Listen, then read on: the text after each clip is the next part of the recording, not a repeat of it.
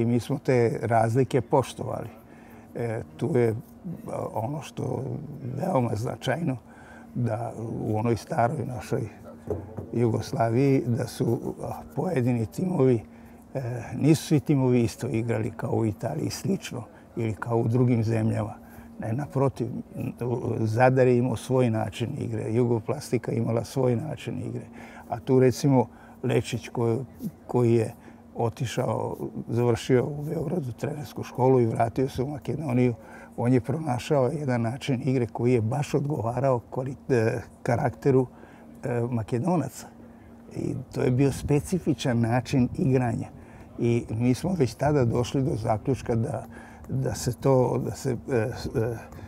sredina u kojoj se radi mora poštovati i tražiti odgovarajuće metode koje odgovaraju toj sredini, mentalitetu tih ljudi.